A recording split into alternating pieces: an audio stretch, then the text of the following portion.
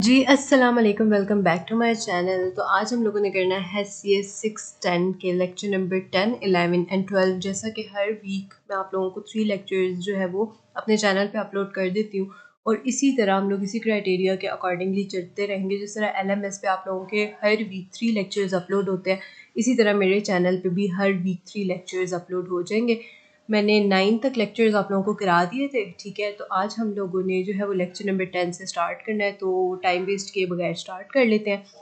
अच्छा, lecture number 10 है हमारे पास फ्रेम टाइप आइडेंटिफिकेशन, ठीक है। इस लेक्चर में क्या है, मैं आप लोगों को साथ साथ इंपॉर्टेंट बताती रहूँगी, ठीक है। मैंने हैंडआउट्स को थोड़ा बहुत कलरफुल रखा है, ठीक है, थोड़ा सा इंटरेस्टिंग बनाने के लिए और थोड़ा सा इन्हांस करने के लिए, ताकि आप लोगों को हर एक चीज़ क्लियरली समझ आ जाए और कोई भी पॉइंट आपसे मिस ना हो।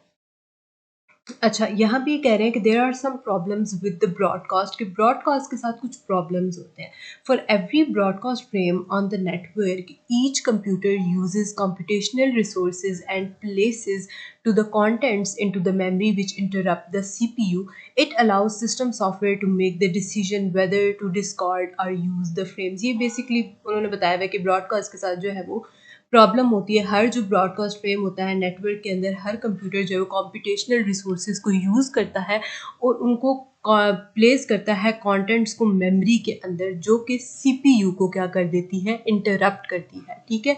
और इसी की वजह से ही सिस्टम जो है वो सॉफ्टवेयर को अलाउ करता है कि वो डिसीजन ले कि उसको डिस्कार्ड करना है या उन फ्रेम्स को यूज़ करना है, क्योंकि वो क्या कर रहा है, CPU को इंटरप्ट कर रहा है। Another problem, एक और प्रॉब्लम क्या होती है, is that if a pair of computer uses broadcasting instead of sending them directly to all computers, waste CPU time while discarding the frames. ये कह रहे हैं कि एक और प्रॉब्लम ये होता है कि अगर पेयर ऑफ कंप्यूटर्स यानी कि बहुत से कंप्यूटर्स जो आपस में कंबाइन हुए हुए होते हैं ना, अगर वो ब्रॉडकास्टिंग को यूज़ करेंगे, ठीक है, बजाय इसके कि वो सेंड कर दें सारा का सारा जो है वो कंप्यूटर्स को डायरेक्टली, तो इससे क्या होगा कि CPU का टाइम वेस्ट होगा जब वो लोग डिस्कार्ड करेंगे फ्रेम्स को।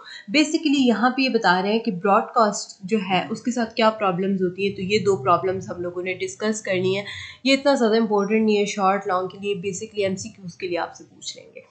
देन हम लोग स्टार्ट करते हैं। हमारा जो मेन टॉपिक जहाँ से शुरू हो रहा है वो आ रहा है जी मल्टी। हमारे पास क्या होता है, द सोल्यूशन। अब जो हम लोगों ने पढ़ी है, बता रहे हैं सोल्यूशन, बता रहे हैं कि उसका सोल्यूशन क्या है, कि ये जो ब्रॉडकास्टिंग के साथ ये जो दो प्रॉब्लम होते हैं, इनको हम लोग सॉल्व किस तरह से कर सकते हैं।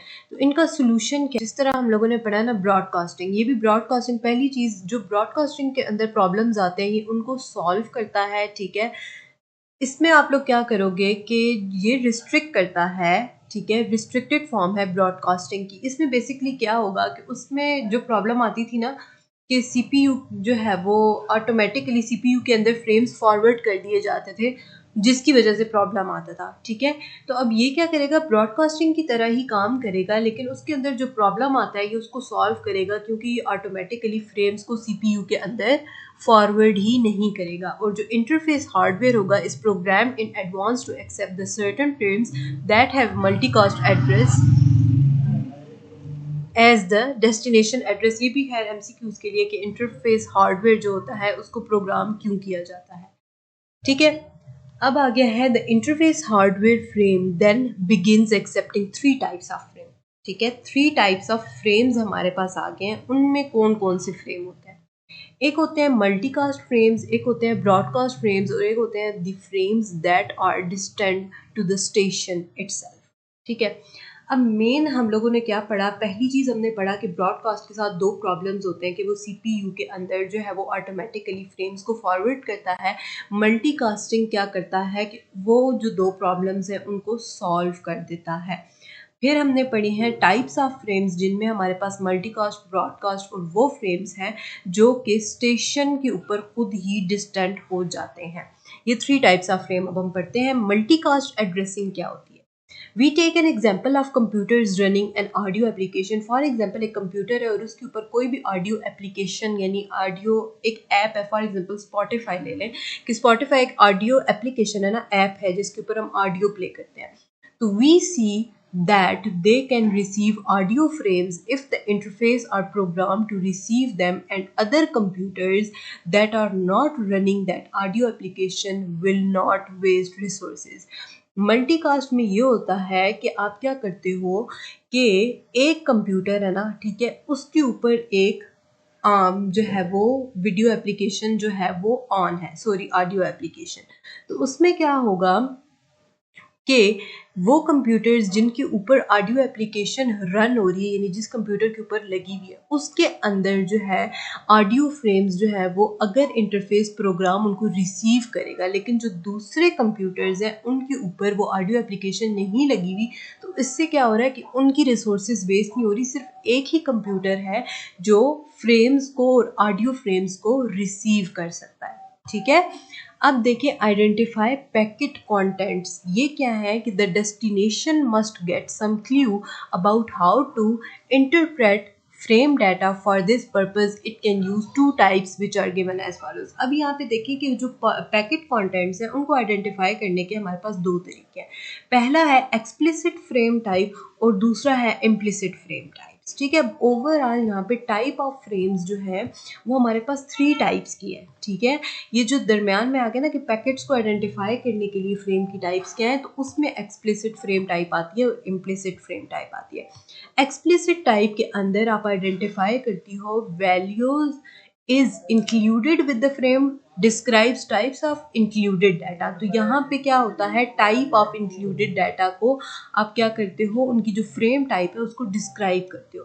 जो इम्प्लिसिट फ्रेम टाइप होती है उसके अंदर रिसीवर जो है must infer from frame data.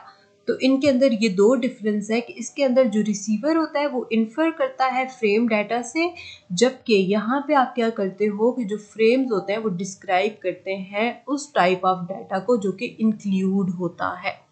ठीक है, देन हमारे पास आ गए जी हेडर्स एंड फ्रेम फॉर्मेट्स। यहाँ पे हम लोग दो जनरल फॉर्मेट्स के बारे में पढ़ेंगे, एक है फ्रेम हेडर और दूसरा है पेलोड। अच्छा, ये दोनों ही जो है वो शॉर्ट और एमसीक्यूज के लिहाज से इम्पोर्टेंट। एमसीक्यूज में भी आपसे ये दो फ्रेम फॉर्मेट्स के बारे में पूछा जा सकता है और शॉर्ट में भी पूछा जा सकता है, तो आपको इनकी नेम आने चाहिए। और ये बहुत ज़्यादा आगे फ्रेम हेडर जो है वर्ड यूज़ होगा तो आप लोगों को ज़्यादा अच्छे से समझ आ जाएगा इसके बारे में। Frame header has the address and other identifying information. Frame header के अंदर एड्रेस होता है और बाकी की जो इंफॉर्मेशन होती है जिससे उसको आइडेंटिफाई किया जा सकता है वो होती है and information typically in fields के अंदर वो इंफॉर्मेशन होती है जिसका फिक्स साइज और लोकेशन होती है। द डेटा एरिया में वेरी इन साइज, यानी कि जो हेडर होता है उसका साइज भी फिक्स होता है और उसकी लोकेशन भी, यानी कि अगर यहाँ पे है ना, ठीक है, हेडर तो यहीं पे ही रहेगा वो। ठीक है, लेकिन जो डाटा एरिया होता है ना, जैसे कि जो बाकी का एरिया होता है वो डाटा एरिया होता है, तो उसका जो साइज होता है वो डाटा पर डिपेंड करता है। यहाँ पे इन्होंने दिखा दिया है कि ये आपके पास हेडर है और ये आपके पास क्या है, पेलोड है जिसके अंदर डाटा है। ठीक है, अच्छा, अब ये बहुत ज़्यादा इंपॉर्टेंट है आपके पास शॉर्ट के लिहाज से भी और लॉन्ग के लिहाज से भी। फील्ड्स आपको गिवन होंगी, आपने इनके पर्पस बताने होंगे कि फील्ड हमारे पास क्या है, प्रिमेबल एक फील्ड का नेम है। ठीक है, इसका पर्पस क्या है कि रिसीवर जो है वो सिंक्रोनाइजेशन कर सकता है। डेस्टिनेशन एड्रेस है, इसमें आइडेंटिफाई किया जाता है इंटेंडेड रिसीवर को। सोर्स एड्रेस जो होता है उसके अंदर हार्डवेयर एड्रेस होता है सेंडर का। फ्रेम टाइप के अंदर टाइप ऑफ डाटा जो कि कैरी किया जाता है फ्रेम के अंदर। डाटा के अंदर जैसे मैंने आप लोगों को बताया कि जो पे लोड होता है उसके अंदर डाटा होता है। ठीक है, हेडर के अंदर उसकी आइडेंटिफिकेशन और जो उसका साइज होता है वो पता चलता है, और जो पे लोड होता है उसके अंदर सारे का सारा डाटा मौजूद होता है। दूसरा आपने ये याद रखना है कि जो CRC फील्ड है इसका पर्पस है कि 32 बिट CRC कोड को होल्ड करना। ठीक है, ये मोस्ट इंपॉर्टेंट है एमसीक्यूज शॉर्ट लॉन्ग के लिहाज से, तो इनको आप लोगों ने लाजमी कर लेना। ठीक है, नेक्स्ट हमारे पास आ जाती है जी ईथरनेट फील्ड्स। अब ईथरनेट फील्ड्स क्या है, ये प्रिमेबल है और CRC जो है वो ऑफन जो है वो शो नहीं किया जाता फ्रेम के अंदर। प्रिमेबल और जो CRC है उसको हम शो नहीं करते फ्रेम के अंदर।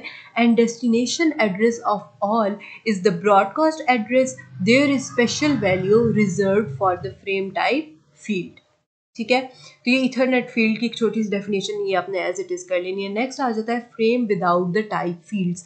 अब यहाँ पे देखिए कि कुछ जो लैंड टेक्नोलॉजीज़ है ना, ठीक है, do not include a type field, उनके अंदर टाइप फील्ड नहीं होती। किन के अंदर नहीं होती? लैंड टेक्नोलॉजीज़ के अंदर नहीं होती।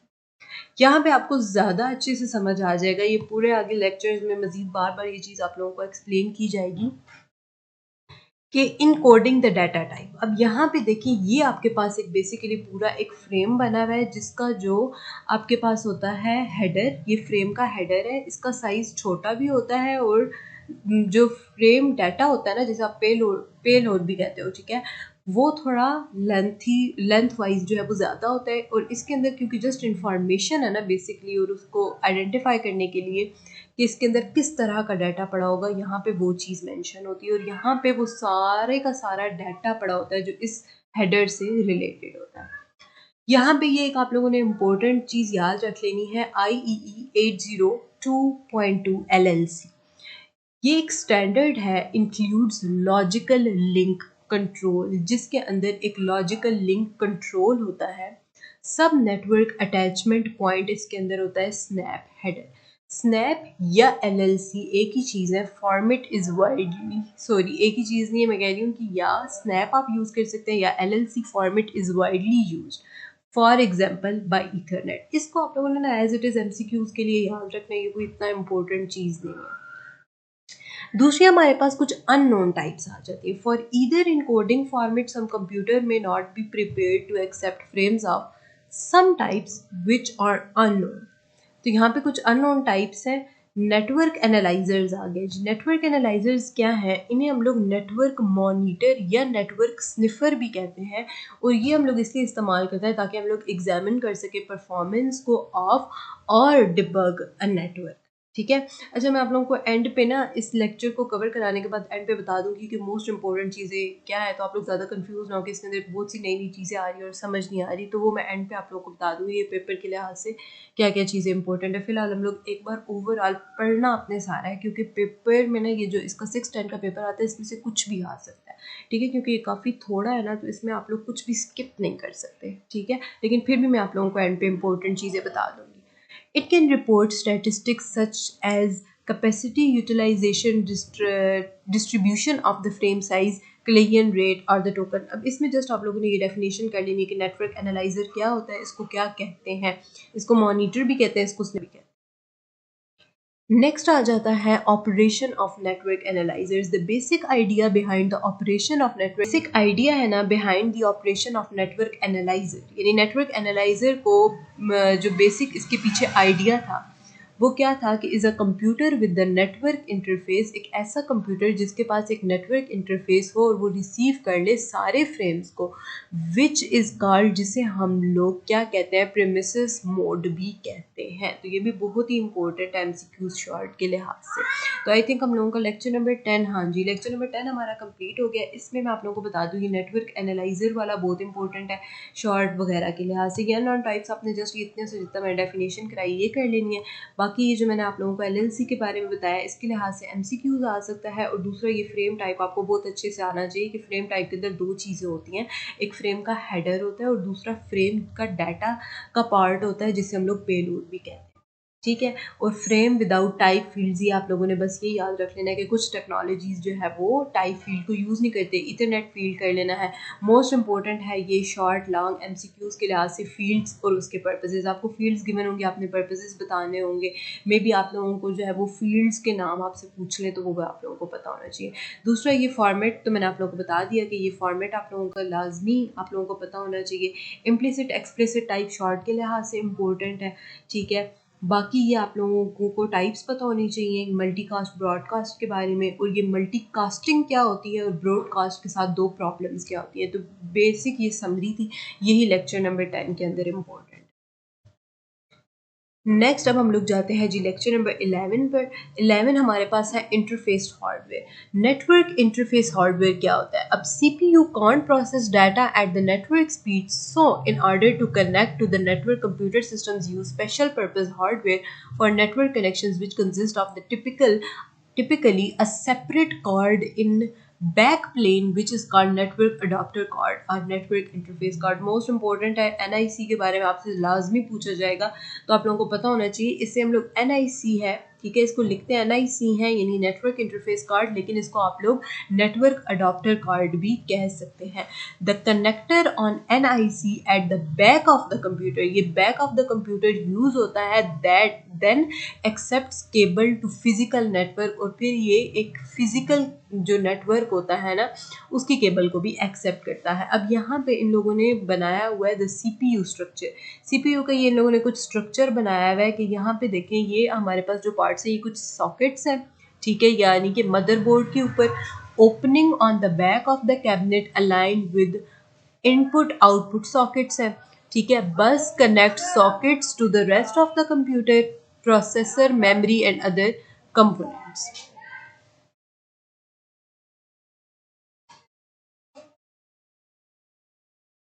अच्छा, यहाँ पे आप लोगों ने ये देख लिया NICs एंड नेटवर्क हार्डवेयर। अब NICs का और नेटवर्क हार्डवेयर का आपस में क्या रिलेशन है?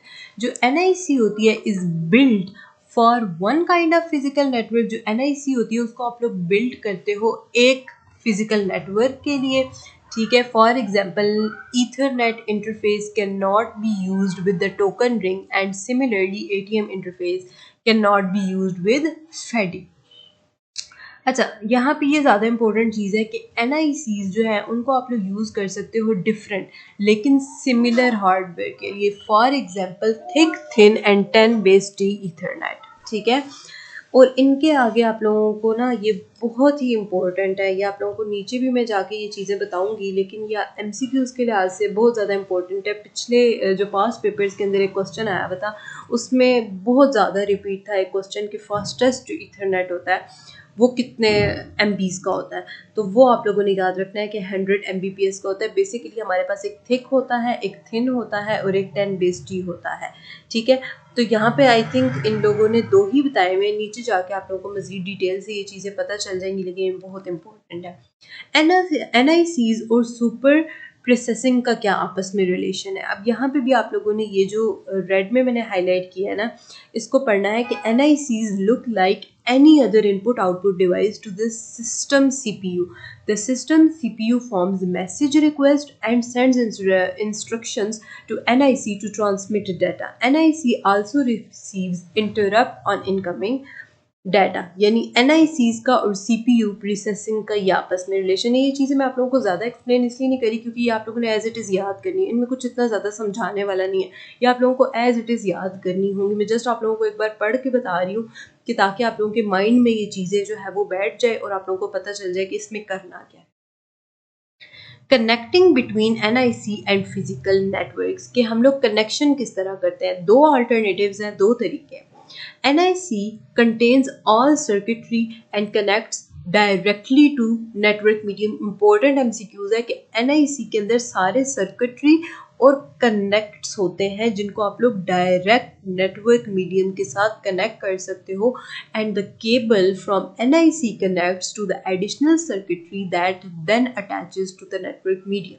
तो ये 2 आपके पास अल्टरनेटिव्स हैं, इनको आपने लाजमी कर लेना है। Thin Ethernet versus 10 base T, most important, most I don't know कि ये वर्ड एग्जिस्ट भी करता है या नहीं, बट मतलब आप लोगों को आई थिंक कि समझ आ गई होगी कि कितना इंपॉर्टेंट है। ये दोनों ही टॉपिक बहुत इंपॉर्टेंट है, थिन ईथरनेट और 10 बेस टी। अच्छा, लेक्चर्स रिकॉर्ड करना इतना आसान काम नहीं है जितना आप लोगों को लग रहा होता है ना। फर्स्ट ऑफ ऑल तो एक ऐसी जगह ढूंढनी पड़ती है और एक ऐसा टाइम ढूंढना पड़ता है कि जिसमें कोई भी ना हो, ताकि आप लोगों को डिस्टर्बेंस ना हो, पीछे से ये जो वॉइसेस आ रही होती हैं ये आप लोगों को ना आए। मैं विंडो के पास बैठी हुई थी, वहाँ पे बाइक्स बार बार आ जा रहे थे और इतना ज़्यादा शोर हो रहा था। मैं दूसरे रूम में आई हूँ। सो कहने का मतलब है कि ये इतना इजी काम नहीं, आप लोगों को लगता है कि ये जो 20-30 मिनट की वीडियो है ये बहुत इजीली बन जाती है, इसके पीछे बहुत स्ट्रगल्स होती हैं।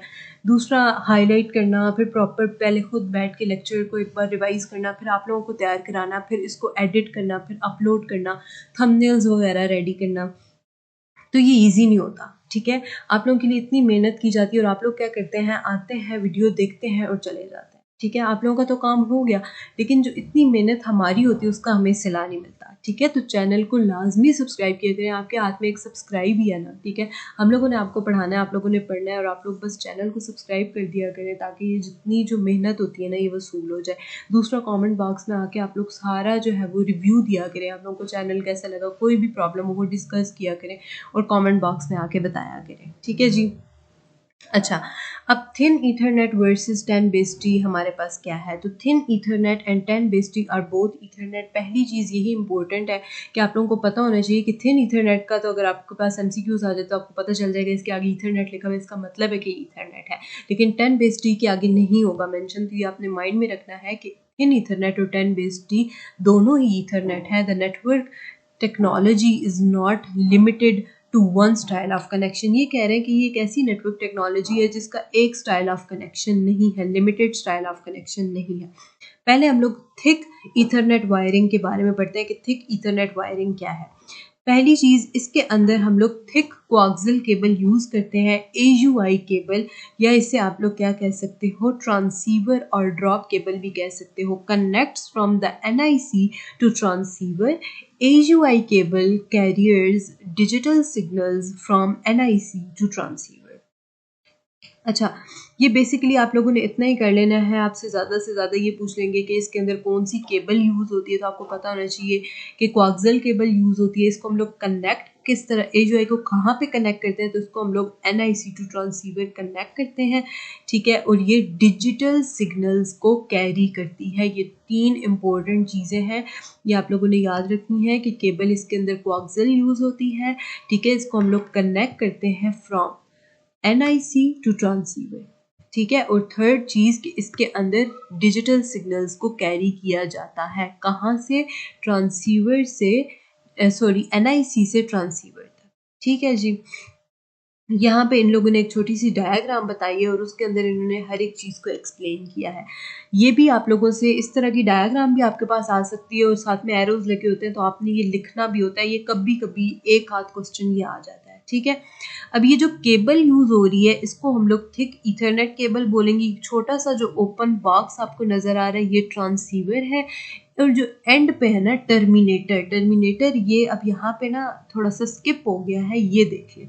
इससे हम लोग कहते हैं ये इस तरह से छोटा सा बॉक्स होगा ना एंड पे, तो ये होता है टर्मिनेटर, जहाँ पे आप टर्मिनेट कर देते हो, यानी इससे आगे कुछ भी नहीं जा सकता। ठीक है, और ये जो नीचे ये लगी हुई है ना जो बॉक्सेस के साथ अटैच है, इन्हें हम लोग AUI केबल कहते हैं।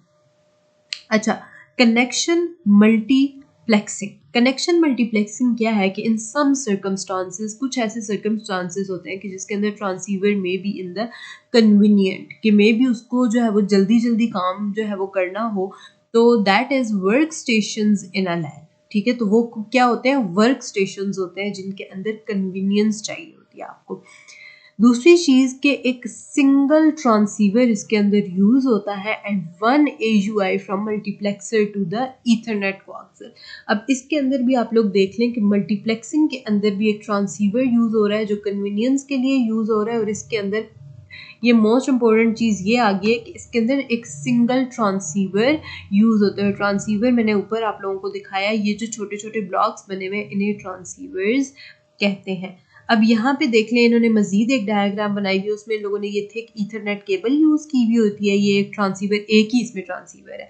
ऊपर आपने देखा ना कि आपके पास ट्रांसीवर्स कितने थे? 3। ठीक है, लेकिन यहाँ पे देखें सिंगल ट्रांसीवर यूज हुआ है।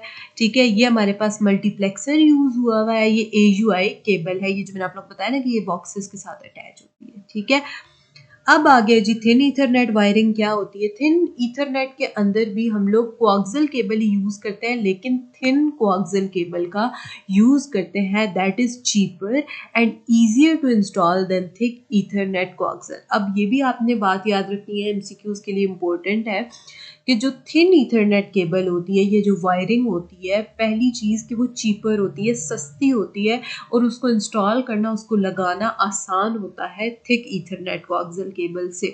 और कोएक्सियल केबल यूज़ क्या करती है? BNC कनेक्टर ऑन NIC के ऊपर ये एक BNC को भी यूज़ करती है। ये जो छोटा सा लगा हुआ है ना, ये BNC कनेक्टर है। ठीक है। Quarks run directly to back of each connected computer by T connector. दूसरी चीज भी ये आप लोगों ने याद रखना है कि उसके साथ कनेक्ट जो कर रहे होते हैं ना बैक पे, उसके साथ कौन सा कनेक्टर यूज होता है, तो वो क्या यूज होता है, T connector. The T connector directly attach to NIC. और जो टी कनेक्टर होता है ना वो हम लोग डायरेक्टली अटैच करते हैं किसके साथ, एनआईसी के साथ, सही है। Then thin Ethernet is useful when many computers are located close to each other। और जो thin Ethernet होते हैं वो useful होते हैं जब हम लोग बहुत से computers को एक दूसरे के बहुत close attach करते हैं। तो thin Ethernet कहाँ use होते हैं, जहाँ पर बहुत से computers एक दूसरे के काफ़ी closely connect होते हैं। अच्छा जी, अब लेक्चर नंबर 12 पे आते हैं। पहले हम लोगों ने थिक और थिन ईथरनेट पढ़ा था, अब हम लोग 10 बेस टी पढ़ने वाले हैं। और ये तीनों ही मैंने आप लोगों को बार बार मैं ये बात बता रही हूँ कि thick, thin and 10 base T बहुत ज़्यादा इंपॉर्टेंट है, ठीक है। अच्छा, हम लोगों ने थिक और थिन में एक केबल पढ़ी थी जिसके अंदर कोएक्सियल केबल यूज़ होती है, और आपने डिफरेंस याद रखना है कि इसके अंदर ट्विस्टेड पेयर केबल यूज़ होती है, और इसे आप लोग इसीलिए ट्विस्टेड पेयर ईथरनेट भी कहते हैं। यानी इस 10 बेस टी का एक जो और नाम है वो है ट्विस्टेड पेयर ईथरनेट, ठीक है। तो ये एक आपके पास अनदर स्टैंडर्ड है ऑफ वायरिंग स्कीम, और इससे हम लोग कॉमनली तो 10 बेस टी कहते हैं, लेकिन क्योंकि इसके अंदर ट्विस्टेड पेयर केबल यूज होती है इसलिए हम लोग इसको टीपी ईथरनेट भी कहते हैं।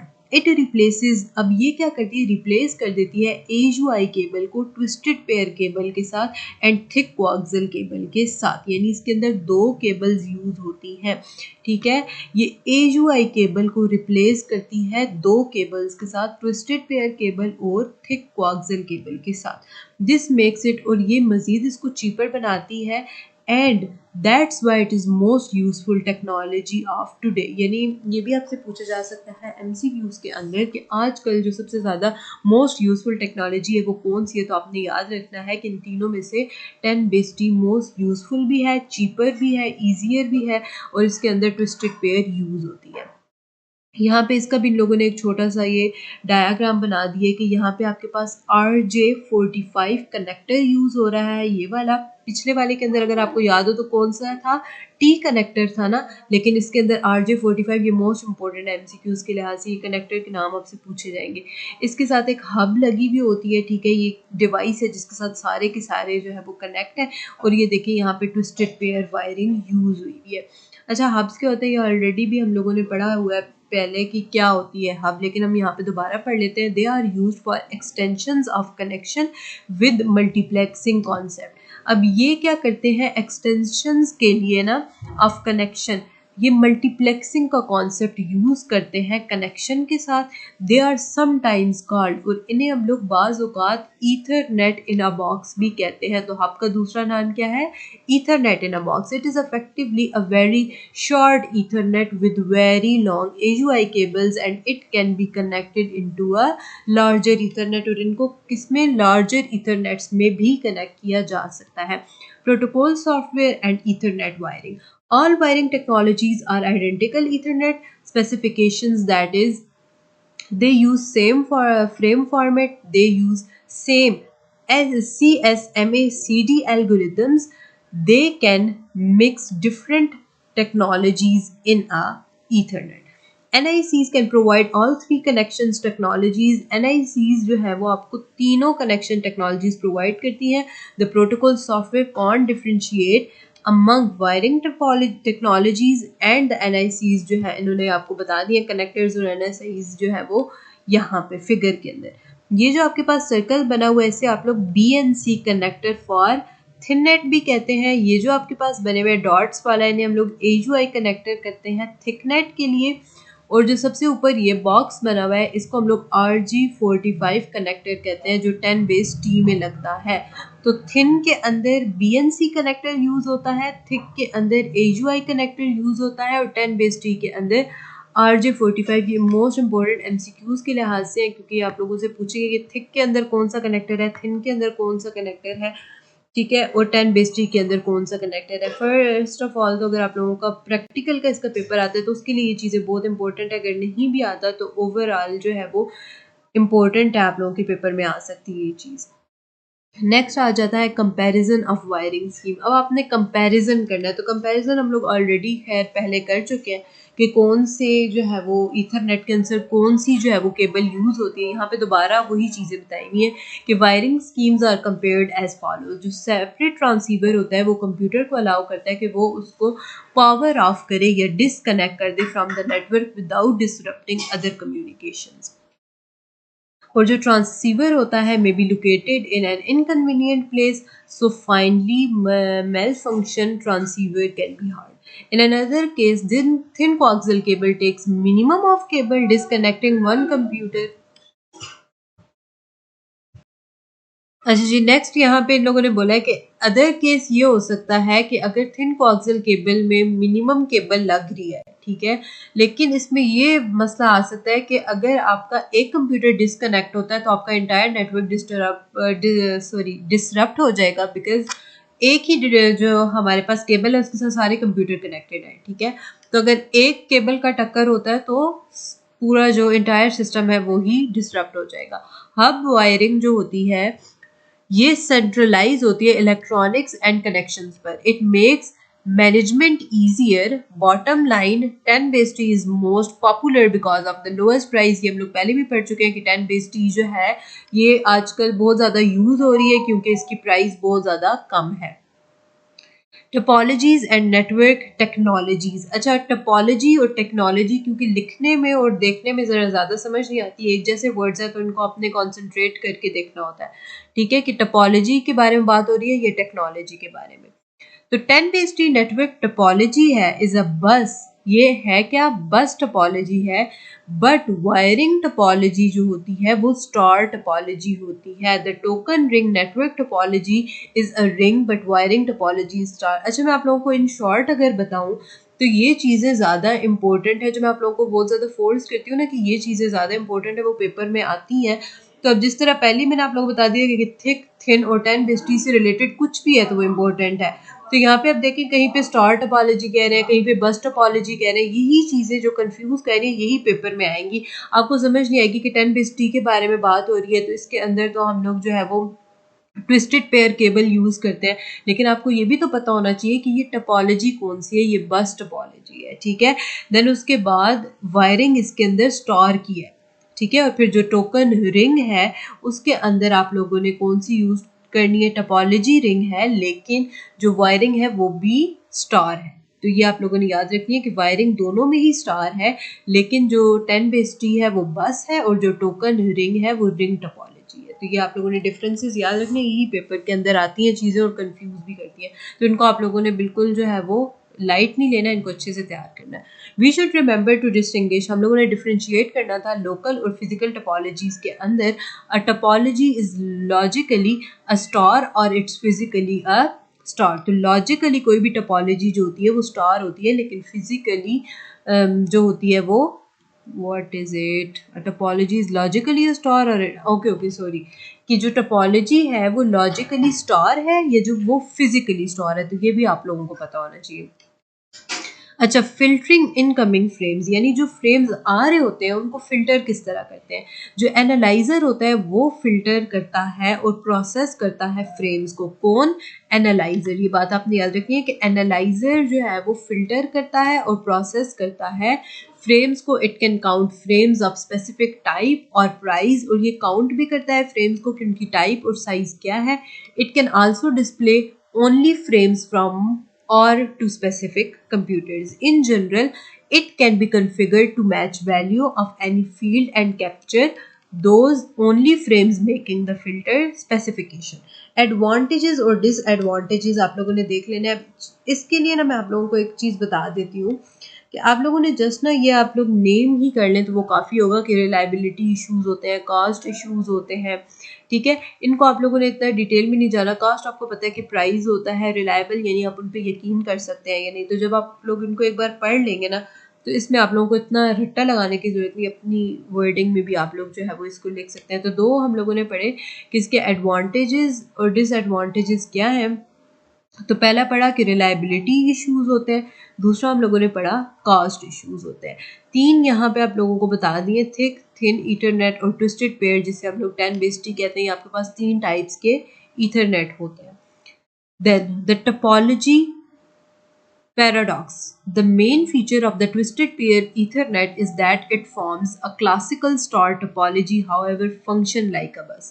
ये कह रहे हैं कि twisted pair का ना main feature ये है कि ये एक classical star topology है, लेकिन ये काम किस तरह करती है, bus topology की तरह। and 10 Ethernet इसका हम लोग star shaped bus भी कहते हैं। अब 10 क्या बोलेंगे कि बहुत से नाम हो गए।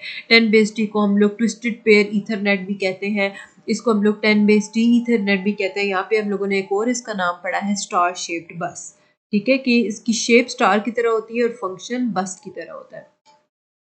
देन हम लोग 2 डिफरेंट टाइप्स ऑफ टोपोलॉजीज पढ़ेंगे, एक लॉजिकल टोपोलॉजी, एक फिजिकल है। लॉजिकल क्या होती है, it is defined by the specific network topology technology, और जो फिजिकल होती है वो डिपेंड करती है वायरिंग स्कीम पर। ये इन लोगों ने कुछ जो है वो बना दिया इंटरफेस, जो हम लोग ऑलरेडी ऊपर पढ़ के आए, इसको दोबारा करने की जरूरत। 10 का जो वर्जन है ट्विस्टेड पेयर का, वो 10 Mbps पर वर्क करता है, जो उसका वर्जन है ट्विस्टेड पेयर वाला।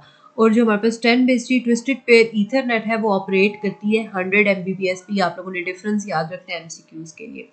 10 technology is backward capable and allows the participants to negotiate a speed when connections is established। ये जो प्रोसेस है पूरा, इसे हम लोग कहते हैं ऑटो नेगोशिएशन, ठीक है। कैटेगरीज है वायर्स की, आप लोगों ने याद रखनी है एज इट इज़। इनको आप लोगों ने याद रखना है कि जो केबल यूज़ होती है वायरिंग के लिए, उसके अंदर ये सारी चीज़ें होनी चाहिए। देन ये इम्पोर्टेंट है भी और नहीं भी, इसको अगर आप लोग करना चाहें तो कर लेंगे, इतना मुश्किल नहीं है, ठीक है, लेकिन ये MCQs में आप लोगों के पास आ सकता है। और अगर आप लोगों का प्रैक्टिकल का पेपर होता है तो उसके अंदर भी आ सकता है कि ये कुछ कैटेगरीज हैं, ये उनकी बैंडविड्थ्स हैं, ये आपसे पूछी जा सकती हैं और ये इनके टिपिकल यूजेस है। नेक्स्ट है जी wiring schemes and other network technologies. Multiple wiring schemes are not limited to Ethernet technology, की जो बहुत सी वायरिंग स्कीम्स होती है वो लिमिटेड नहीं होती। Almost all together network technologies use different wiring schemes. Local talk uses hubs, physical star to simulate a bus topology. IBM's token ring also uses hubs, physically a star topology to simulate a logical ring network। तो ये हम लोगों के lectures जो है वो तीनों complete हो गए हैं, 10, 11 एंड 12, ठीक है। आप लोगों को अगर लेक्चर पसंद आया तो लाजमी जो है वो लेक्चर को सब्सक्राइब कर लिया करें। दूसरा, इसके अंदर मैंने आप लोगों को जो जो चीज़ें इंपॉर्टेंट थी वो मैंने आप लोगों को बता दी।